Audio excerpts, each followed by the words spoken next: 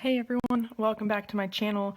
It's hard to believe, but we are already doing a budget with me video for December 2022. It is the last month of the year, so hopefully we will finish strong.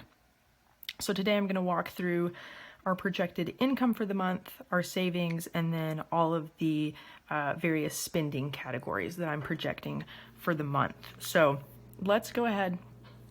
Let's start off with our income category. I am projecting that this will be $7,158 for the month. This is solely based on W-2 income.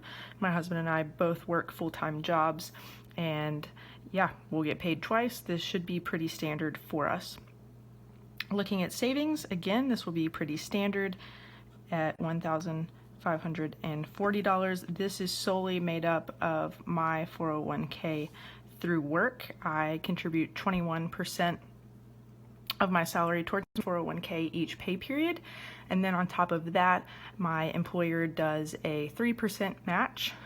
And then they also do a 7.5% retirement contribution. So 10.5%, it's pretty sweet, I'm not gonna lie. Now, moving on to spend for the month, right? It's always fun seeing all the money flow out of your account. Starting with our mortgage, no surprises here if you've been around for a bit. This will be $1,810. That comes out the second of each month, and that does include, insurance, taxes, all that fun stuff. As well as, the mortgage payment itself. Moving on to utilities, I have already received our electric bill that will come out around the 15th of December, and that will be $146.48.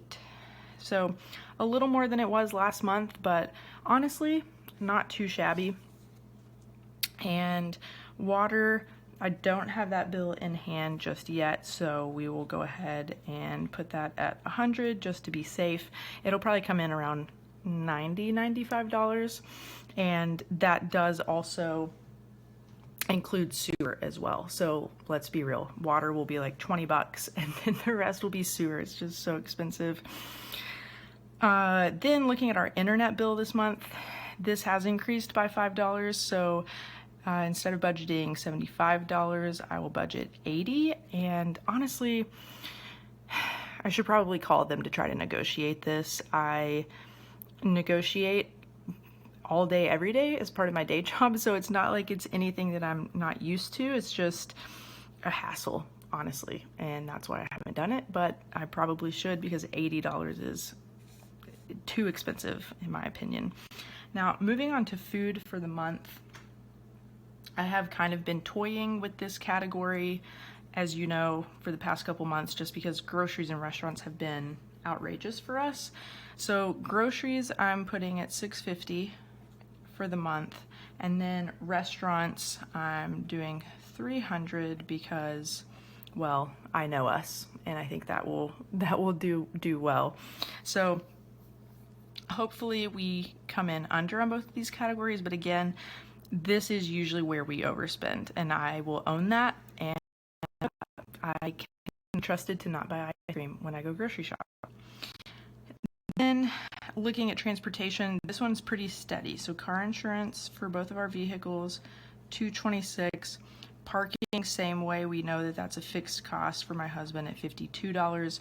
And then gas, I am gonna go ahead and leave at $300 like last month, because we do have travel in the month of December for the holidays, of course, so it is likely that we will get very close to $300 or go over. Moving on to family and home, first up is our giving. This is set each month at $1,200. We give to a couple different places. We will probably do more giving than $1,200. We always do end of the year giving, the last few days of the month of December. And I would expect that would be another $2,000 to $3,000 that is just coming out of our bank account. So I'm not going to list it out here because it's kind of a separate thing. And then of course we have daycare for our baby at $1,228 or $307 per week.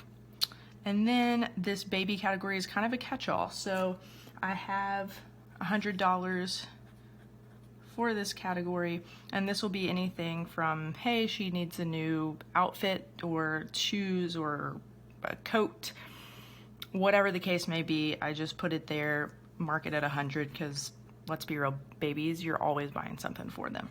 Now, moving over to subscriptions, Spotify and Xbox, we will put both of those at $11. Even, I mean, they're gonna come in at $10.59, but I just rounded up.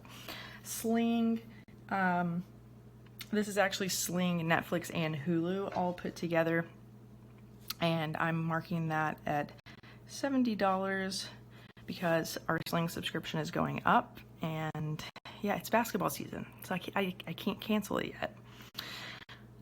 Then we have our car loan, again, fixed cost at $438.90, and I'd really like to make a plan to tackle this in the new year, to start putting extra towards it. I know in the last video, people made really helpful suggestions of, hey, you know, round this up to $440 or round it up to $450, just because every little bit helps. So I might, starting in January, bump this up to $450 or, you know, maybe $475. We'll see. Then in our last category, my husband and I get discretionary money to spend, and this is $100 a piece, so $200 for both of us. Vacation, I would like to send $250 towards that for 2023's vacation. I usually leave this one to the end of the month until I know how much kind of extra money we have, but I do need to prioritize this or else we won't have a vacation. Team gifts, I mentioned this last month, but I do have a team that I manage, and I am of course going to get them some Christmas gifts. I put this in last month's budget and just didn't get around to doing it, and I decided to just go ahead and roll this into December, and I actually upped it by $100. I have a former manager that I would also like to get a gift for because she is still a mentor to me, so upped that by $100. And since Christmas is coming, we'll obviously be purchasing that in this month. And then the last is miscellaneous, so $200 for that. This, well, it's miscellaneous, so it could be anything from, you know, maybe doing some Christmas activities with our baby around town, or, you know, maybe there are extra gifts that we purchase for friends or family, or, you know, maybe we do Salvation Army angel tree kid for Christmas, you know, something like that. I just want to have some kind of category that's just a catch-all for anything, you know, that I haven't planned for.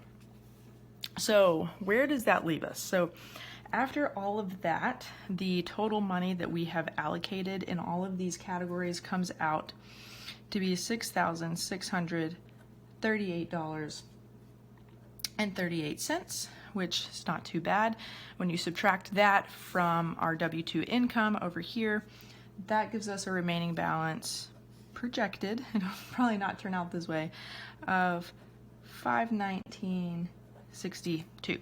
So $500 of leeway, which is really good. I have no doubt that we will find a way to spend that on something. December is usually a pretty expensive month, but it is nice when we can kind of see everything laid out like this. So what do you guys think? Is is December usually a pretty busy month for you, or is it, you know, just the same as always? So let me know in the comments, and yeah, I hope you guys have a great December. Take some time to rest, enjoy some family time, some good